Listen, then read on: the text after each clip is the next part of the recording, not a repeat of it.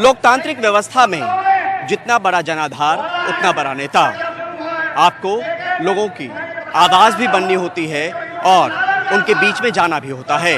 और यही वजह है कि प्रियंका गांधी लगातार लोगों से संवाद करने में पीछे नहीं हट रही हैं। हमने देखा कि फरवरी में जो सिलसिला है वो शुरू हुआ रामपुर की घटना को लेकर। रामपुर में जहाँ पे जो किसान, एक मृतक किसान था, उसके परिवार में वो पहुंची।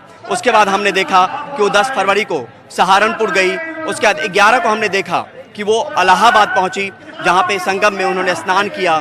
और 15 को बिजनौर में, 19 को मथुरा में और इसके बाद जो है 20 को मुजफ्फरनगर में। तो लगातार जो ये सिलसिला चल रहा है वो लोगों से जोड़ने का और लोगों से जुड़ने का, ये तमाम ये सिलसिला चल रहा है। और इसके पीछे सियासी मायने भी हैं। सियासी मायने इस मायने में कि अगले साल उत्तर प्रदेश में विधानसभा चुनाव है और प्रियंका गांधी जो उत्तर प्रदेश की प्रभारी के तौर पे भी है, कांग्रेस की राष्ट्रीय महासचिव भी हैं, तो प्रभारी की जिम्मेदारी इस मायने में बढ़ जाती है। और यही बड़ी वजह है कि लगातार जो ये सिलसिला है वो चल रहा है।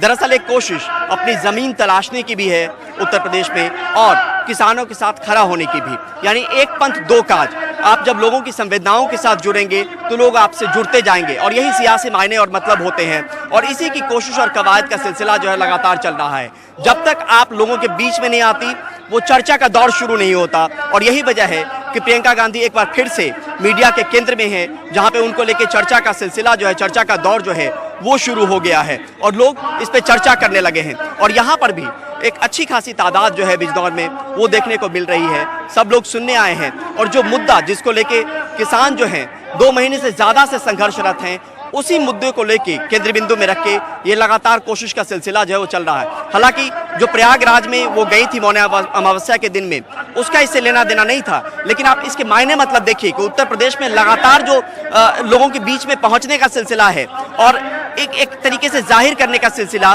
कि वो लोगों के बीच में जा रही हैं, लोगों से मिल रही हैं, तो संवाद का सिलसिला हो या लोगों के बीच में जाने का सिलसिला हो।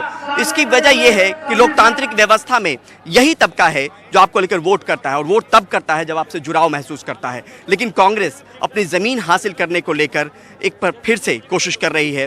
प्रभारी के तौर पे, उत्तर प्रदेश की प्रभारी के तौर पे प्रियंका गांधी वाड्रा हैं, जो इसको नई संजीवनी देने की कोशिश में जुटी हुई है। और देखना होगा कि ये किस हद तक काम करता है। लेकिन एक चीज़ मानना पड़ेगा कि ड्राइंग रूम से निकल के और सीधे तौर पे लोगों के बीच में ये जाने की कोशिश और कवायद का जो दौर है वो चल पड़ा है। और फरवरी में लगातार एक के बाद एक हम इस तरीके की सभाएं देख रही हैं, जहाँ पे जो ज़्यादातर वो सभाएं हैं वो किसानों को लेकर है और किसान से जुड़े हुए मुद्दों को लेकर है।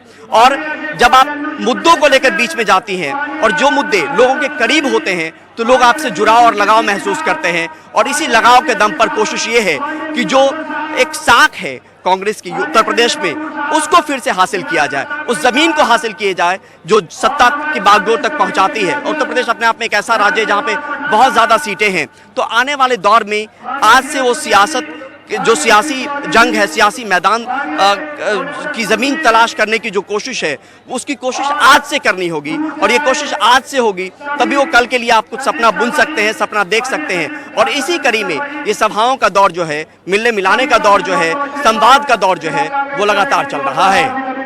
उत्तर प्रदेश के बिजनौर से कैमरा पर्सन सचिन गुप्ता के साथ परिमल कुमार, NDTV इंडिया।